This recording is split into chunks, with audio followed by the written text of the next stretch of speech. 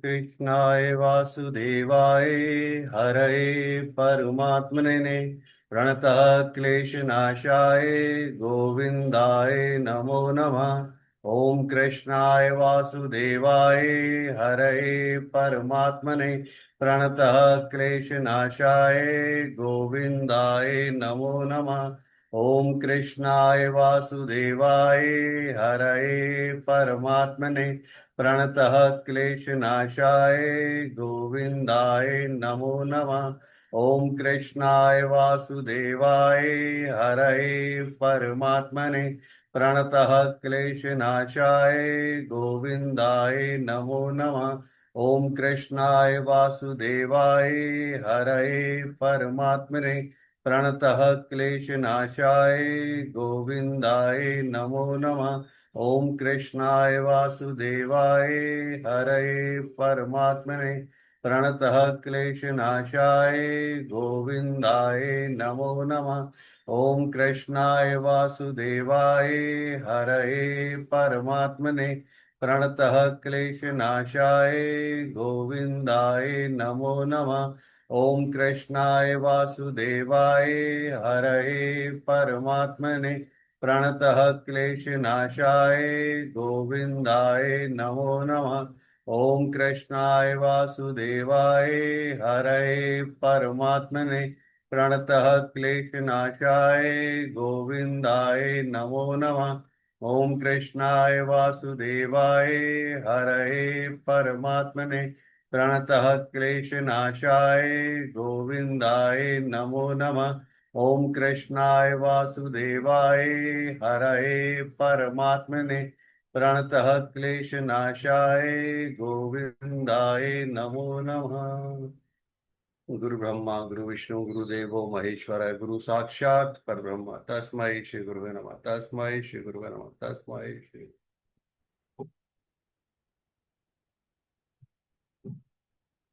चलिए। श्री शिव महापुराण रुद्र संहिता। शिव पार्वती के विवाह का आरंभ। हिमालय के द्वारा शिव के गोत्र के विषय में प्रश्न होने पर नारद जी के द्वारा उत्तर। हिमालय का कन्यादान करके शिव को दहेज देना तथा शिवा का अभिषेक। ब्रह्मा जी कहते हैं नारद, इसी समय वहां गंगाचार्य से प्रेरित हो मेना सहित हिमवान ने कन्यादान का कार्य आरंभ किया। उस समय वस्त्राभूषणों से विभूषित महाभागा मेना सोने का कलश लिए पति हिमवान के दाहिने भाग में बैठी। तत्पश्चात पुरोहित सहित हर्ष से भरे हुए शैलराज ने पाद्य आदि के द्वारा वर का पूजन करके वस्त्र चंदन और आभूषणों द्वारा उनका वर्ण किया। इसके बाद हिमाचल ने ब्राह्मणों से कहा, आप लोग तिथि आदि के कीर्तन पूर्वक कन्यादान के संकल्प वाक्य का प्रयोग बोले, उसके लिए अवसर आ गया है। वे सब दुष्श्रेष्ठ काल के ज्ञाता थे, अतः तथास्तु कहकर वे सब बड़ी प्रसन्नता के साथ तिथि आदि का कीर्तन करने लगे। तदंतर सुंदर लीला करने वाले परमेश्वर शंभु के द्वारा मन ही मन प्रेरित हो हिमाचल ने प्रसन्नता पूर्वक हंसकर उनसे कहा कि शंभो, आप अपने गोत्र का परिचय दें।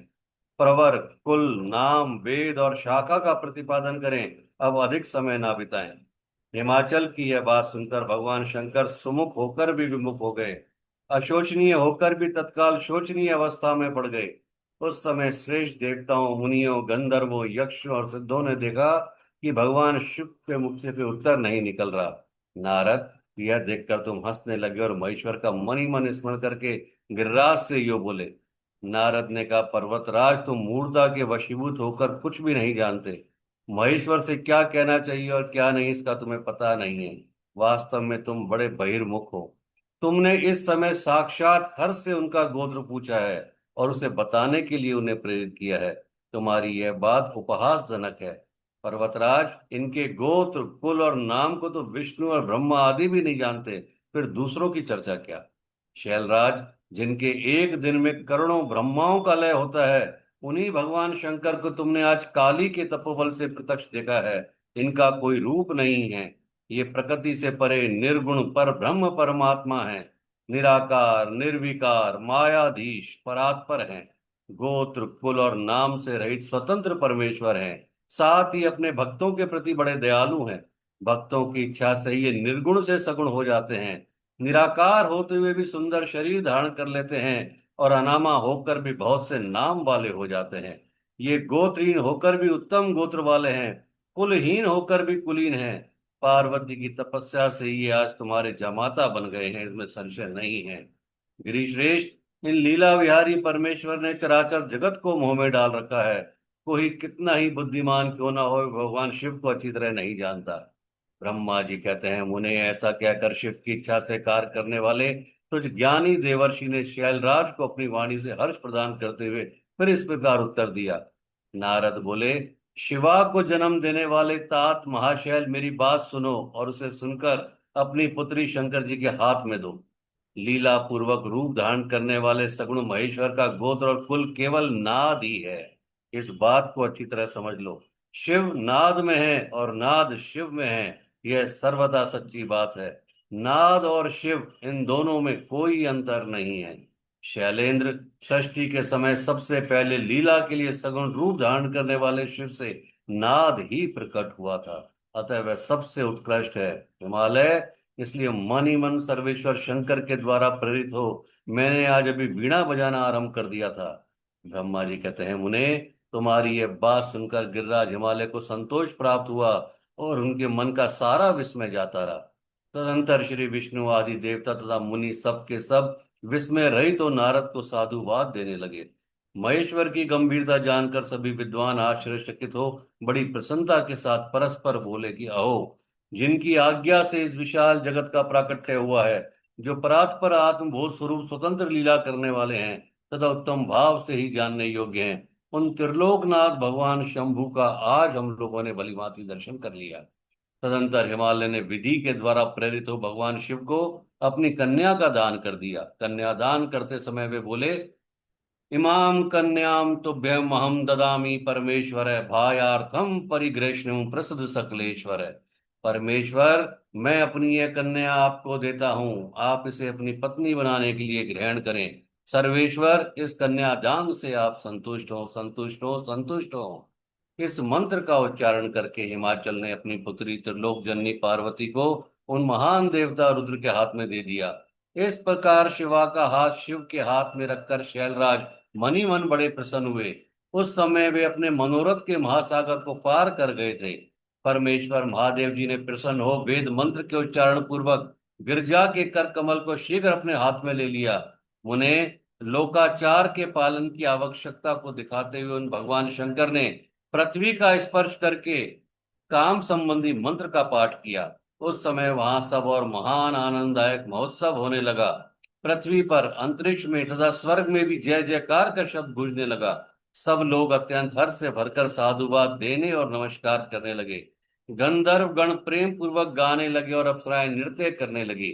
हिमाचल के नगर के लोग भी अपने मन में परम आनंद का अनुभव करने लगे।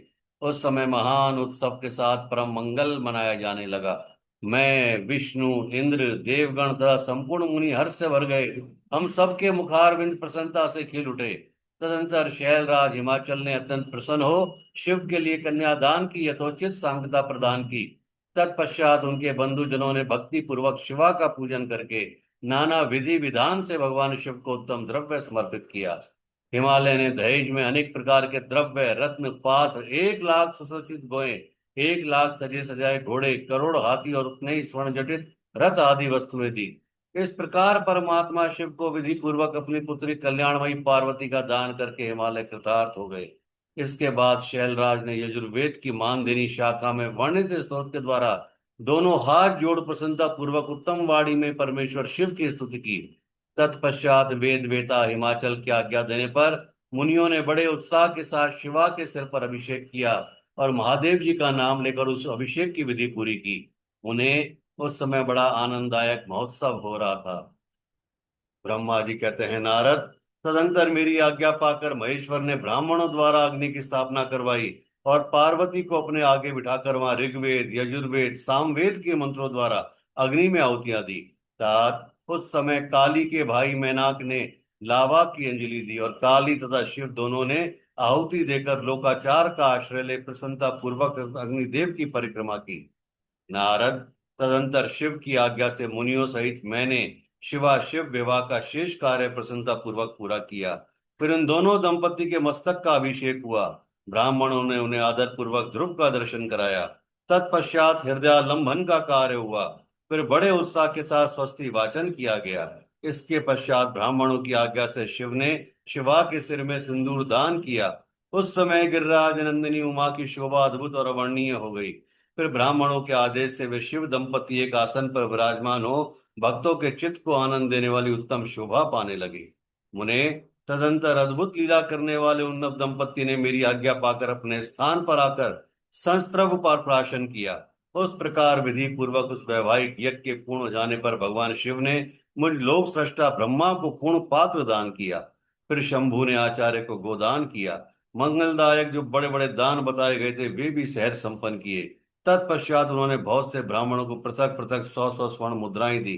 करोड़ों रत्न दान किए और अनेक प्रकार के द्रव्य बांटे। उस समय सब देवता तथा दूसरे दूसरे चराचर जीव मन में बड़े प्रसन्न हुए और जोर जोर से जय जयकार की ध्वनि होने लगी। सब और मांगलिक शब्द और गीत होने लगे। वाद्यों की मनोवर ध्वनि सबको आनंद बढ़ाने लगी। इसके बाद श्री विष्णु, मैं, देवता, ऋषि तथा अन्य सब लोग गिरिराज से आज्ञा ले बड़ी प्रसन्नता के साथ शीघ्र ही अपने अपने डेरे में चले आए। उस समय हिमालय नगर की स्त्रियां आनंद मग्न हो गईं। हिमालय नगर की स्त्रियां पार्वती को लेकर अंदर गईं। वहां उन सबने आदर पूर्वक वर वधु से लोकाचार का संपादन कराया। उस समय सब और परमानंदायक महान उत्साह छा रहा था। तदंतर वे स्त्रियां उन लोक कल्याणकारी दंपति को साथ ले परम दिव्य वास भवन में गईं और वहां भी प्रसन्नता पूर्वक लोकाचार का संपादन किया। इसके बाद गिरिराज के नगर की स्त्रियों ने समीप आकर मंगल कृत्य करके उन नव दंपति को केली गृह में पहुंचाया और जय ध्वनि करती हुई उनके गठबंधन की गांठ खोलने आदि का कार्य संपन्न किया। उस समय उन नूतन दंपति को देखने के लिए 16 दिव्य नारियां बड़े आदर के साथ शीघ्रता पूर्वक वहां आई। उनके नाम इस प्रकार हैं: सरस्वती, लक्ष्मी, सावित्री, गंगा, अदिति, शची, लोपामुद्रा, अरुंधति, अहिल्या, तुलसी, स्वाहा, रोहिणी, पृथ्वी, शत्रुपा, संज्ञा और रति। ये देवांगनाएं तथा मनोहारी देव कन्या, नाग कन्या और मुनि कन्याएं भी वहां पहुंची। वहां जितनी स्त्रियां उपस्थित थी उन सबकी गणना करने में कौन समर्थ है। उनके दिए हुए रत्न सिंहासन पर भगवान शिव प्रसन्नता पूर्वक बैठे। उस समय उन्होंने शिव से नाना प्रकार की विनोदपूर्ण बातें कही। तदंतर प्रसन्नचित हुए महेश्वर ने अपनी पत्नी के साथ मिष्ठान भोजन और आचमन करके कपूर डाला हुआ पान खाया। इसी अवसर पर अनुकूल समय जान प्रसन्न हुई रति ने दीन वत्सल भगवान शंकर से कहा, भगवान, पार्वती का पाणी ग्रहण करके आपने अत्यंत दुर्लभ सौभाग्य प्राप्त किया है। बताइए, मेरे प्राणनाथ को जो सर्वदा स्वार्थ रहित थे आपने क्यों भस्म कर डाला। अब यहाँ मेरे पति को जीवित कीजिए और अपने अंतःकरण में काम संबंधी व्यापार को जगाइए। आपको और मुझको जो समान रूप से वियोग जनित संताप प्राप्त हुआ है उसे दूर कीजिए। महेश्वर, आपके इस विवाह उत्सव में सब लोग सुखी हुए हैं, केवल मैं ही अपने पति के बिना दुख में डूबी हुई हूँ। देव शंकर, प्रसन्न होइए और मुझे सनाथ कीजिए। दीन बंधु, परम प्रभु, अपनी कही हुई बात को सत्य कीजिए। चराचर प्राणियों सहित तीनों लोकों में आपके सिवा दूसरा कौन है जो मेरे दुख का नाश करने में समर्थ हो। ऐसा जानकर आप मुझ पर दया कीजिए। दीनों पर दया करने वाले नाथ, सबको आनंद प्रदान करने वाले अपने इस विवाह उत्सव में मुझे भी उत्सव संपन्न बनाइए। मेरे प्राणनाथ के जीवित होने पर ही अपनी प्रिया पार्वती के साथ आपका सुंदर विहार परिपूर्ण होगा, इसमें संशय नहीं है। सर्वेश्वर, आप सब कुछ करने में समर्थ हैं क्योंकि आप ही परमेश्वर हैं। यहाँ अधिक कहने से क्या लाभ। सर्वेश्वर, आप शीघ्र ही मेरे पति को जीवित कीजिए। ऐसा कहकर रति ने गांठ में बांधा हुआ कामदेव के शरीर का भस्म शंभू को दे दिया और उनके सामने हा नाथ कहकर रोने लगी। रति का रोदन सुनकर सरस्वती आदि सभी देवियां रोने लगी और अत्यंत दीनवाणी में बोली कि प्रभु, आपका नाम भक्त वत्सल है। आप दीन बंधु और दया के सागर हैं, अतः काम को जीवन दान दीजिए और रति को उत्साहित कीजिए। आपको नमस्कार है। ब्रह्मा जी कहते हैं, नारद, उन सबकी यह बात सुनकर महेश्वर प्रसन्न हो गए। उन करुणा सागर प्रभु ने तत्काल ही रति पर कृपा की। भगवान शूलपाणी की अमृतमयी दृष्टि पड़ते ही पहले जैसे रूप, वेश और चिन्ह से युक्त अद्भुत मूर्तिधारी सुंदर कामदेव उस भस्म से प्रकट हो गए। अपने पति को वैसे ही रूप, आकृति, मंद मुस्कान और धनुष बाण से युक्त देख रति ने महेश्वर को प्रणाम किया। वह कृतार्थ हो गई। उसने प्राणनाथ की प्राप्ति कराने वाले भगवान शिव का अपने जीवित पति के साथ हाथ जोड़कर बारंबार स्तवन किया। पत्नी सहित काम की हुई स्तुति को सुनकर दया हृदय भगवान शंकर अत्यंत प्रसन्न हुए और इस प्रकार बोले। शंकर ने कहा, मनोभव, पत्नी सहित तुमने जो स्तुति की है उससे मैं बहुत प्रसन्न हूँ। स्वयं प्रकट होने वाले काम, तुम वर मांगो, मैं तुम्हें मनोवांछित वर दूंगा। शंभू का यह वचन सुनकर कामदेव महान आनंद में निमग्न हो गए और हाथ जोड़ मस्तक झुकाकर गदगद वाणी से बोले, देव देव महादेव, करुणा सागर प्रभु, यदि आप मुझ पर प्रसन्न है तो मेरे लिए आनंददायक होइए। प्रभु, पूर्व काल में मैंने जो अपराध किया था उसे क्षमा कीजिए। स्वजनों के प्रति परम प्रेम और अपने चरणों की भक्ति दीजिए। कामदेव का यह कथन सुनकर परमेश्वर शिव प्रसन्न हो बोले, बहुत अच्छा। इसके बाद उन करुणानिधि ने हंसकर कहा, महामते कामदेव, मैं तुम पर प्रसन्न हूँ। तुम अपने मन से भय को निकाल दो। भगवान विष्णु के पास जाओ और इस घर से बाहर ही रहो। तदंतर काम शिव जी को प्रणाम करके बाहर आ गया। विष्णु आदि देवताओं ने उसे आशीर्वाद दिया। इसके बाद भगवान शंकर ने उस वास भवन में पार्वती जी को बाएं बिठाकर मिष्ठांत भोजन कराया और पार्वती ने भी प्रसन्नता पूर्वक उनका मुंह मीठा किया। तदंतर वहां लोकाचार का पालन करते हुए आवश्यक कृत्य करके मैना और हिमवान की आज्ञा ले भगवान शिव जनवासे में चले गए। मुने, उस समय महान उत्सव हुआ और वेद मंत्रों की ध्वनि होने लगी। लोग चारों प्रकार के बाजे बजाने लगे। जनवासे में अपने स्थान पर पहुंचकर शिव ने लोकाचार वर्ष मुनियों को प्रणाम किया।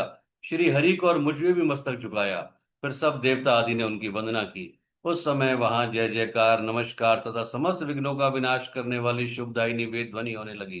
इसके बाद मैंने, भगवान विष्णु ने तथा इंद्र ऋषि और सिद्ध आदि ने भी शंकर जी की स्तुति की। गिरजा नायक महेश्वर की स्तुति करके वे विष्णु आदि देवता प्रसन्नता पूर्वक उनकी यथोचित सेवा में लग गए। तत्पश्चात लीला पूर्वक शरीर धारण करने वाले महेश्वर शंभु ने उन सबको सम्मान दिया।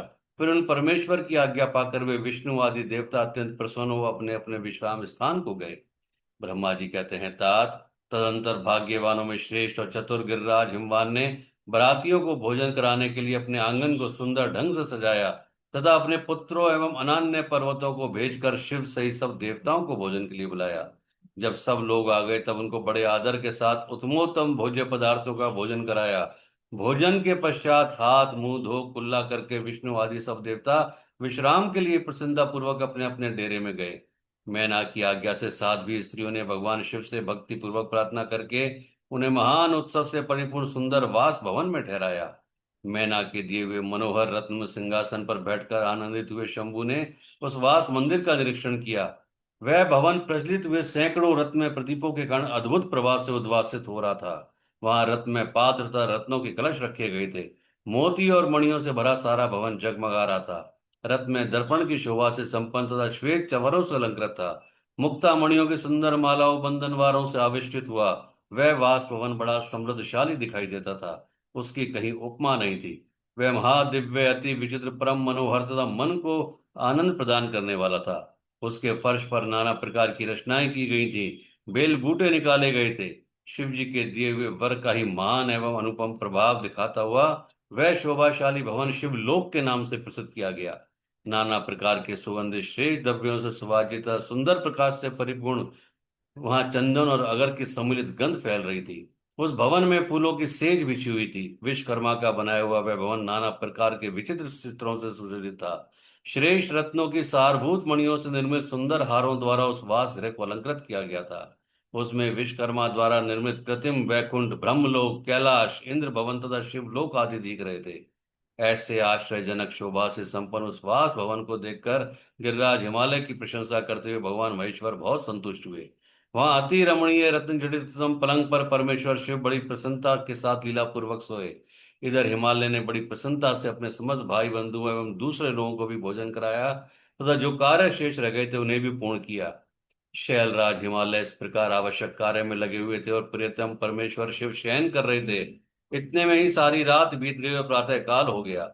प्रभात काल होने पर धैर्यवान और उत्साही पुरुष नाना प्रकार के बाजे बजाने लगे।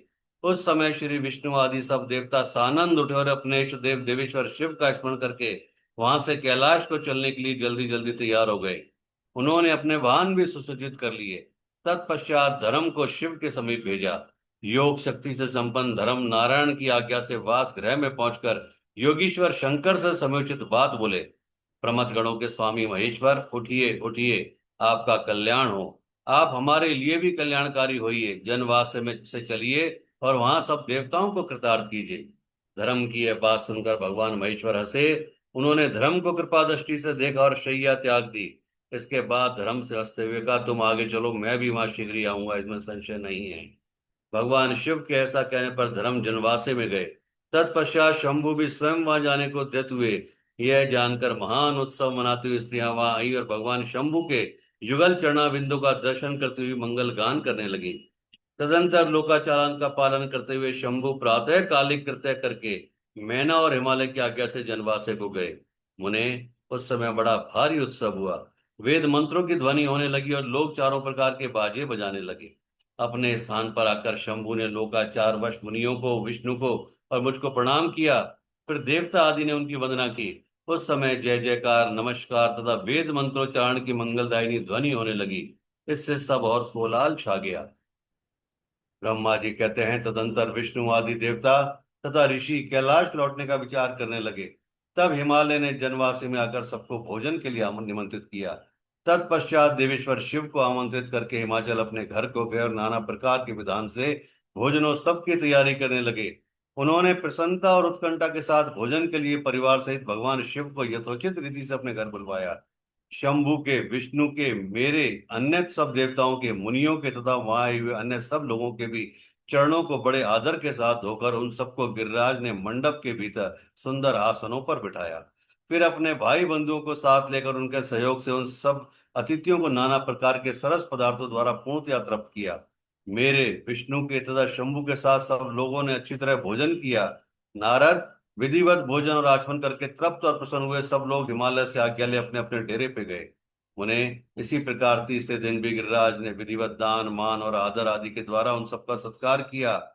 चौथा दिन आने पर शुद्धता पूर्वक सविधि चतुर्थी कर्म हुआ, जिसके बिना विवाह यज्ञ अधूरा ही रह जाता है। उस समय नाना प्रकार का उत्सव हुआ। साधुवाद और जय जयकार की ध्वनि हुई। बहुत से सुंदर दान दिए गए। भांति भांति के सुंदर गान और नृत्य हुए। पांचवें दिन सब देवताओं ने बड़े हर्ष और अत्यंत प्रेम के साथ शैलराज को सूचित किया कि अब हम लोग यहाँ से जाना चाहते हैं, आप आज्ञा प्रदान करें। उनकी यह बात सुनकर गिरिराज हिमवान हाथ जोड़कर बोले, देवगण, आप लोग कुछ दिन और ठहरे तथा मुझ पर कृपा करें। यूं कहकर उन्होंने स्नेह के साथ उन देवताओं को, भगवान शिव को, विष्णु को, मुझको तथा अन्य लोगों को बहुत दिनों तक ठहराया और प्रतिदिन विशेष आदर सत्कार किया। इस प्रकार देवताओं के वहां रहते हुए बहुत दिन बीत गए। तब उन सब ने गिरिराज के पास सप्तऋषियों को भेजा। सप्तऋषियों ने हिमवान और मैना से समुचित बात कहकर उन्हें समझाया, परम शिव तत्व का वर्णन किया तथा प्रसन्नता पूर्वक उनके सौभाग्य की सराहना की। उन्हें उनके समझाने से गिरिराज ने बरात को विदा करना स्वीकार कर लिया। तत्पश्चात भगवान शंभु यात्रा के लिए उद्यत हो देवता आदि के साथ शैलराज के पास आए। देवेश्वर शिव देवताओं सहित कैलाश की यात्रा के लिए जब उद्यत हुए, उस समय मैना उस स्वर से रोने लगी और उन कृपा निधान से बोली कि हे कृपा निधे, कृपा करके मेरी शिवा का भली भांति लालन पालन कीजिएगा। आप आशुतोष हैं, पार्वती के सहस्त्र अपराधों को भी क्षमा कीजिएगा। मेरी बच्ची जन्म जन्म में आपके चरणाबिंदों की भक्त रही है और रहेगी। उसे सोते और जागते समय भी अपने स्वामी महादेव के सिवा दूसरी किसी वस्तु की सुध नहीं। मृत्युंजय, आपके प्रति भक्ति भाव की बातें सुनते ही ये हर्ष के आंसू बहाती हुई पुलकित हो उठती है और आपकी निंदा सुनकर ऐसा मौन साध लेती है मानो जीते जी मर गई हो। ब्रह्मा जी कहते हैं, नारद, ऐसा कहकर मेनका ने अपनी बेटी शिव को सौंप दी और उन दोनों के सामने ही उस स्वर से रोती हुई वह मूर्छित हो गई। तब महादेव जी ने मैना को समझाकर सचेत किया और उनसे विदा ले देवताओं के साथ महान उत्साह पूर्वक यात्रा की। वे सब देवता अपने स्वामी शिव तथा सेवक गणों के साथ चुपचाप कैलाश पर्वत की ओर प्रस्थित हुए। वे मन ही मन शिव का चिंतन कर रहे थे। हिमाचलपुरी के भारी बगीचे में आकर शिव सहित सब देवता हर्ष और उत्साह के साथ ठहर गए और शिवा के आगमन की प्रतीक्षा करने लगे। मुनिष पर इस प्रकार देवताओं सहित शिव की शेष यात्रा का वर्णन किया गया। अब शिवा की यात्रा का वर्णन सुनो, जो विरह, व्यथा और आनंद दोनों से संयुक्त है। ब्रह्मा जी कहते हैं, नारद, तदंतर सप्तऋषियों ने हिमालय से कहा कि गिरिराज, अब आप अपनी पुत्री पार्वती देवी की यात्रा का उचित प्रबंध करें। मुनीश्वर, यह सुनकर पार्वती के भावी विरह का अनुभव करके गिरिराज कुछ काल तक अधिक प्रेम के कारण विषाद में डूबे रह गए। कुछ देर बाद सचेत हो शैलराज ने तथास्तु कहकर मैना को संदेश दिया। मुने, हिमवान का संदेश पाकर हर्ष और शोक के वशीभूत हुई मैना पार्वती को विदा करने के लिए उद्यत हुई। शैलराज की प्यारी पत्नी मैना ने विधि पूर्वक वैदिक एवं लौकिक कुलाचार का पालन किया और उस समय नाना प्रकार के उत्सव मनाए। फिर उन्होंने नाना प्रकार के रत्न जटित सुंदर वस्त्रों और 12 आभूषणों द्वारा राजोचित श्रृंगार करके पार्वती को विभूषित किया। तत्पश्चात मैना के मनोभाव को जानकर एक सती साध्वी ब्राह्मण पत्नी ने गिरिजा को उत्तम पातिव्रत्य की शिक्षा दी। ब्राह्मण पत्नी बोली, गिरिराज किशोरी, तुम प्रेम पूर्वक मेरा यह वचन सुनो। यह धर्म को बढ़ाने वाला, इलोक और परलोक में भी आनंद देने वाला तथा श्रोताओं की भी सुख की प्राप्ति कराने वाला है। संसार में पतिव्रता नारी ही धन्य है, दूसरी नहीं। वही विशेष रूप से पूजनीय है। पतिव्रता सब लोगों को पवित्र करने वाली और समस्त पाप राशि को नष्ट कर देने वाली है। शिवे, जो पति को परमेश्वर के समान मानकर प्रेम से उसकी सेवा करती है, वह इस लोक में संपूर्ण भोगों का उपभोग करके अंत में कल्याणमयी गति को पाती है। सावित्री, लोपामुद्रा, अरुंधति, शांडिली, शतरूपा, अनसुईया, लक्ष्मी, स्वधा, सती, संज्ञा, सुमति, श्रद्धा, मैना और स्वाहा, ये तथा और भी बहुत सी स्त्रियां साध्वी कही गई हैं। यहाँ विस्तार भय से उनका नाम नहीं लिया गया। वे अपने पातिव्रत्य के बल से ही सब लोगों की पूजनीय तथा ब्रह्मा, विष्णु, शिव एवं मुनीश्वरों की माननीय हो गई हैं। इसलिए तुम्हें अपने पति भगवान शंकर की सदा सेवा करनी चाहिए। वे दीन दयालु, सबके सेवनीय और सत्पुरुषों के आश्रय हैं। श्रुतियों और स्मृतियों में पातिव्रत्य धर्म को महान बताया गया है। इसको जैसा शेष बताया जाता है वैसा धर्म नहीं है, यह निश्चय पूर्वक कहा जा सकता है। पातिव्रत्य धर्म में तत्पर रहने वाली स्त्री अपने प्रिय पति के भोजन कर लेने पर ही भोजन करे। शिवे, जब पति खड़ा हो तब साध्वी स्त्री को भी खड़ा रहना चाहिए। शुद्ध बुद्धि वाली साध्वी स्त्री प्रतिदिन अपने पति के सो जाने पर सोए और उसके जागने से पहले जग जाए। वह छल कपट छोड़कर सदा उसके लिए हितकर कार्य ही करे। शिवे, साध्वी स्त्री को चाहिए कि जब तक वस्त्राभूषणों से विभूषित ना हो तब तक वह अपने को पति की दृष्टि के सम्मुख ना लाए। यदि पति किसी कार्य से परदेश गए हों तो उन दिनों उसे कदापि श्रृंगार नहीं करना चाहिए। पतिव्रता स्त्री कभी पति का नाम ना ले। पति के कटु वचन कहने पर भी वह बदले में कड़ी बात ना कहे। पति के बुलाने पर वह घर के सारे कार्य छोड़कर तुरंत उसके पास चली जाए और हाथ जोड़ प्रेम से मस्तक झुकाकर पूछे कि नाथ, किस लिए इस दासी को बुलाया है? मुझे सेवा के लिए आदेश देकर अपनी कृपा से अनुग्रहित कीजिए। फिर पति जो आदेश दे उसका वह प्रसन्न हृदय से पालन करे। वह घर के दरवाजे पर देर तक खड़ी ना रहे, दूसरे के घर ना जाए, कोई गोपनीय बात जानकर हर एक के सामने उसे प्रकाशित ना करे।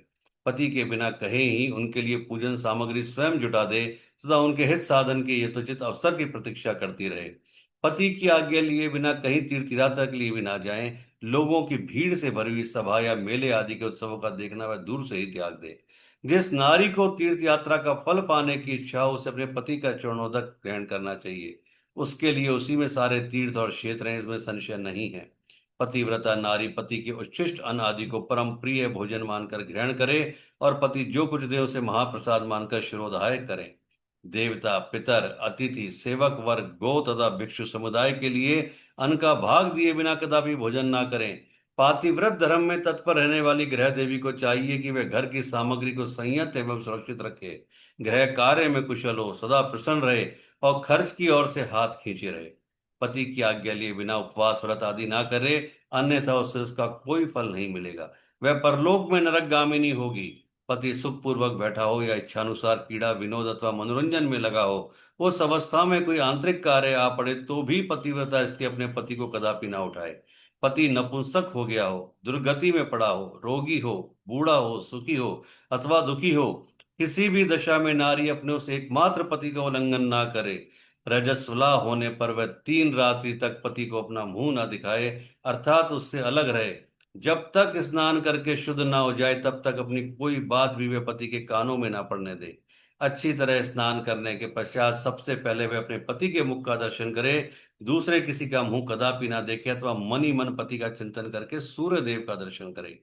पति की आयु बढ़ने की अभिलाषा रखने वाली पतिव्रता नारी हल्दी, रोली, सिंदूर, काजल आदि, चोली, पान, मांगलिक आभूषण आदि, केशों का संवारना, चोटी गूंथना तथा हाथ कान के आभूषण, इन सबको अपने शरीर से दूर ना करे। धोबिन, छिनाल या कुल्टा, सन्यासिनी और भाग्यहीना स्त्रियों को वह कभी अपनी सखी ना बनाए। पति से द्वेष रखने वाली स्त्री का वह कभी आदर ना करे। कहीं अकेली ना खड़ी हो, कभी कभी निवस्त्र होकर ना नहाए। सती स्त्री ओखली, मूसल, झाड़ू, सिल, जांत और द्वार के चौखट के नीचे वाली लकड़ी पर कभी ना बैठे। मैथुन काल के सिवा और किसी समय में वह पति के सामने धृष्टता ना करे। जिस जिस वस्तु में पति की रुचि हो उससे वह स्वयं भी प्रेम करे। पतिव्रता देवी सदा पति का हित चाहने वाली होती है। वह पति के हर्ष में हर्ष माने, पति के मुख पर विषाद की छाया देख स्वयं भी विषाद में डूब जाए, तथा वह जिस प्रियतम पति के प्रति ऐसा बर्ताव करे जिससे वह उन्हें प्यारी लगे। पुण्यात्मा पतिव्रता स्त्री संपत्ति और विपत्ति में भी पति के लिए एक सी रहे, अपने मन में कभी विकार न आने दे और सदा धैर्य धारण किए रहे। घी नमक तेल आदि के समाप्त हो जाने पर भी पतिव्रता स्त्री पति से सहसा यह ना कहे कि अमुक वस्तु नहीं है, वह पति को कष्ट या चिंता में ना डाले। देवेश्वरी, पतिव्रता नारी के लिए एकमात्र पति ही ब्रह्मा विष्णु और शिव से अधिक माने गए हैं। उसके लिए अपना पति शिव रूप ही है। जो पति की आज्ञा का उल्लंघन करके व्रत और उपवास आदि के नियम का पालन करती है, वह पति की आयु हर लेती है और मरने पर नरक में जाती है। जो स्त्री पति के कहने पर क्रोध पूर्वक कठोर उत्तर देती है, वह गांव में कुतिया और निर्जन वन में सियारिन होती है। नारी पति से ऊंचे आसन पर ना बैठे, दुष्पुरुष के निकट ना जाए और पति से कभी कातर वचन ना बोले, किसी की निंदा ना करे, कलह को दूर से ही त्याग दे। गुरुजनों के निकट ना तो उस स्वर से बोले और ना हंसे। जो बाहर से पति को आते देख तुरंत अन्न जल भोज्य वस्तु पान और वस्त्र आदि से उनकी सेवा करती है, उनके दोनों चरण दबाती है, उनसे मीठे वचन बोलती है तथा प्रीतम के खेद को दूर करने वाले अनन्य उपायों से प्रसन्नता पूर्वक उन्हें संतुष्ट करती है, उसने मानो तीनों लोगों को तृप्त एवं संतुष्ट कर दिया। पिता भाई और पुत्र परिमित सुख देते हैं, परंतु पति असीम सुख देता है। अतः नारी को सदा अपने पति का पूजन आदर सत्कार करना चाहिए। पति ही देवता है, पति ही गुरु है और पति ही धर्म तीर्थ एवं व्रत है। इसलिए सबको छोड़कर एकमात्र पति की आराधना करनी चाहिए। जो दुबुद्धि नारी अपने पति को त्याग कर एकांत में विचरती है या व्यभिचार करती है, वह वृक्ष के खोखले में शयन करने वाली क्रूर उल्लू की होती है। जो पराये पुरुष को कटाक्षपूर्ण दृष्टि से देखती है, वह पति को छोड़कर अकेले मिठाई खाती है, वह गांव में सुअरी होती है अथवा बकरी होकर अपनी ही विष्ठा खाती है। जो पति को तू कहकर बोलती है, वह गूंगी होती है। जो सौत से सदा ईर्ष्या रखती है, वह दुर्भाग्यवती होती है। जो पति की आंख बचाकर किसी दूसरे पुरुष पर दृष्टि डालती है, वह काणी होती है, टेढ़े मुंह वाली होती है तथा कुरूपा होती है। जैसे निर्जीव शरीर तत्काल अपवित्र हो जाता है, उसी तरह पतिहीना नारी भली भांति स्नान करने पर भी सदा अपवित्र ही रहती है। लोक में वह माता धन्य है, वह जन्मदाता पिता धन्य है तथा वह पति भी धन्य है जिसके घर में पतिव्रता देवी वास करती है। पतिव्रता के पुण्य से पिता माता और पति के कुलों की तीन तीन पीढ़ियों के लोग स्वर्ग लोक में सुख भोगते हैं। जो दुराचारणी स्त्रियां अपना शील भंग कर देती हैं, वे अपने माता पिता और पति तीनों के कुल को नीचे गिराती हैं तथा इस लोक और परलोक में दुख भोगती हैं।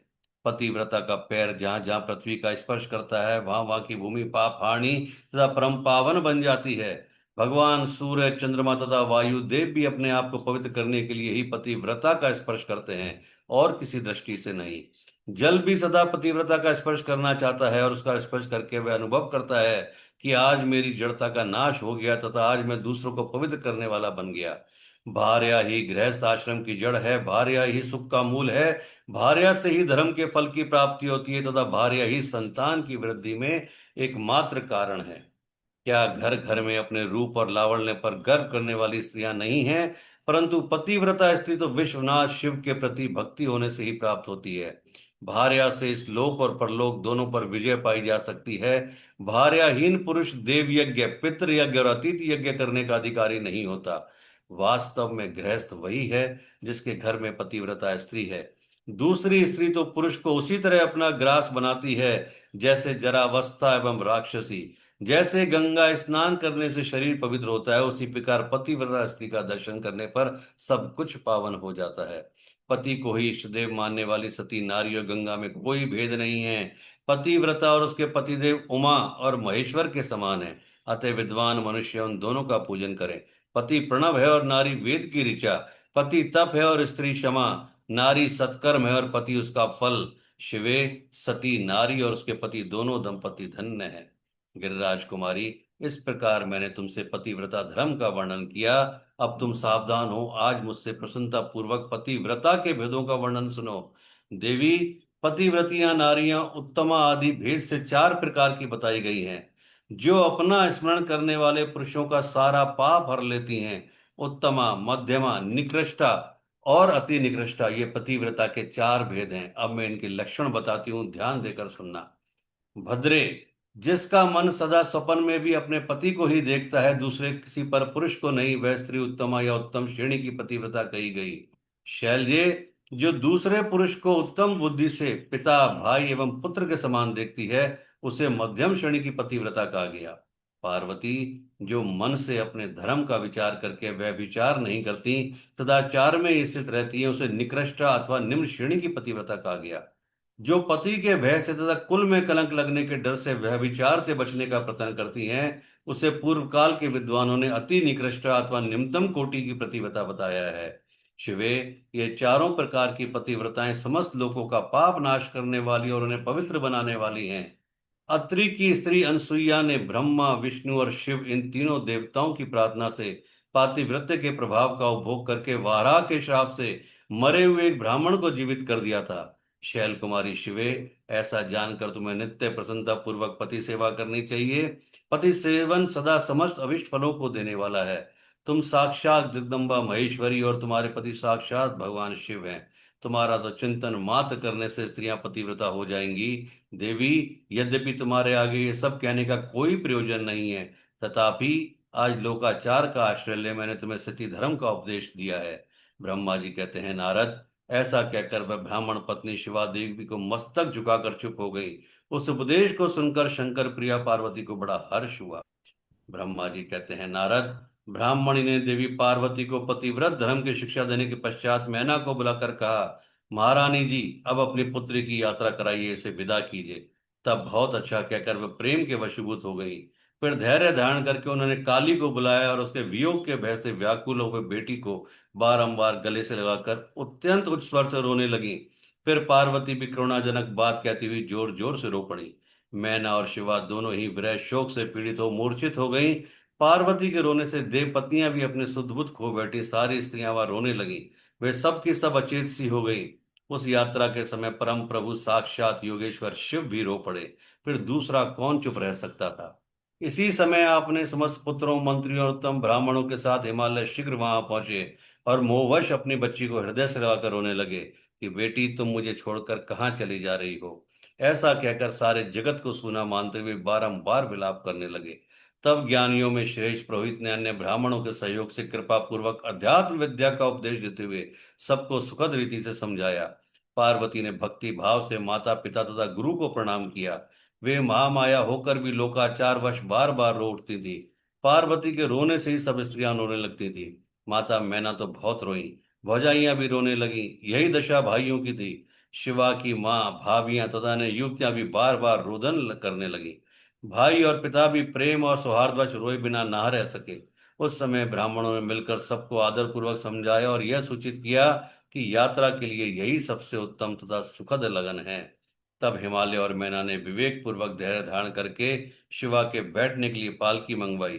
ब्राह्मणों की पत्नियों ने शिवा को उस पर चढ़ाया और सबने मिलकर आशीर्वाद दिया। माता पिता और ब्राह्मणों ने भी अपनी शुभ कामना प्रकट की। मैना और हिमालय ने पार्वती को ऐसे ऐसे सामान दिए जो महारानी के योग्य थे। नाना प्रकार के द्रव्यों की शुभ राशि जो दूसरों के लिए परम दुर्लभ थी। शिवा ने समस्त गुरुजनों को, माता पिता को, पुरोहित को और ब्राह्मणों को तथा भौजाइयों और दूसरी स्त्रियों को प्रणाम करके यात्रा की। पुत्रों सहित बुद्धिमान हिमाचल भी स्नेह के वशीभूत हो पीछे पीछे गए और उस स्थान पर पहुंचे जहां देवताओं सहित भगवान शिव प्रसन्नता पूर्वक प्रतीक्षा कर रहे थे। वहां सब लोग बड़े प्रेम और आनंद से परस्पर मिले। उन सब ने भगवान को प्रणाम किया और उनकी प्रशंसा करते हुए पुरी को लौट गए। तदंतर कैलाश पहुंचकर भगवान शिव ने पार्वती से कहा कि देवेश्वरी, तुम सदा से ही मेरी प्राण प्रिया हो। तुम्हें लीला पूर्वक इस बात की याद दिला रहा हूं। तुम्हें पूर्व जन्म की बातों का स्मरण है, अतः मेरे और अपने नित्य संबंध का यदि तुम्हें स्मरण हो तो बताओ। अपने प्राणनाथ महेश्वर की यह बात सुनकर शंकर की नित्य प्रिया पार्वती मुस्कुराती हुई बोली, प्राणेश्वर, मुझे सब बातों का स्मरण है, किंतु इस समय आप चुप रहिए और इस अवसर के अनुरूप जो कार्य हो उसी को शीघ्र पूर्ण कीजिए। ब्रह्मा जी कहते हैं, नारद, प्रिया पार्वती के सैकड़ों सुधा धाराओं के समान मधुर वचन को सुनकर लोकाचार परायण भगवान विश्वनाथ बड़े प्रसन्न हुए। उन्होंने बहुत सी सामग्रियां एकत्र करके नारायण आदि देवताओं को भांति भांति के मनोहर भोज्य वस्तुएं खिलाई। इसी तरह अपने विवाह में पधारे हुए दूसरे लोगों को भी भगवान शंकर ने प्रेम पूर्वक समुद्र रस से युक्त नाना प्रकार के अन्न का भोज कराया। भोजन करने के पश्चात उन सब देवताओं ने नाना रत्नों से विभूषित हो अपनी स्त्रियों और सेवक गणों के साथ आकर प्रभु चंद्रशेखर को प्रणाम किया। फिर प्रिय वचनों द्वारा प्रसन्नता पूर्वक उनकी स्तुति एवं परिक्रमा करके शिव विवाह की प्रशंसा करते हुए सब लोग अपने अपने धाम को चले गए।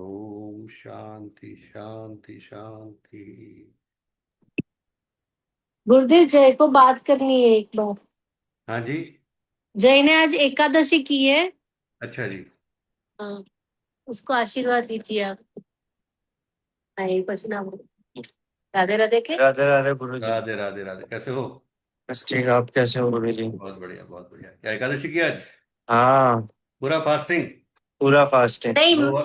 नहीं नहीं, मतलब वो फराल के साथ मैंने और उसने किया है। पहली बार करवाया उससे आज मैंने। तो नो वाटर नो फूड, कुछ भी नहीं? नहीं, फूड लिया। वो फराल बोलते हैं ना, जो साबूदाने की खिचड़ी और अच्छा मोरिया अच्छा, की बोलिए, खिचड़ी। कोई बात नहीं, कुछ भी वो किया, अच्छे करके मन करवाया। अच्छे मन से किया, अच्छी बात है, बहुत हाँ, अच्छी वो बात। करवाया है उससे। नहीं, बहुत अच्छी बात है, बहुत अच्छी बात है। चलो। आशीर्वाद देना गुरु जी। अरे बहुत बढ़िया है, तुम्हारा बैंड बाजा बजने की तैयारी हो रही है, आशीर्वाद क्या चीज से बड़ा आशीर्वाद क्या चाहिए? हाँ बस वही। वही लड्डू फूट रहे गुरुदेव।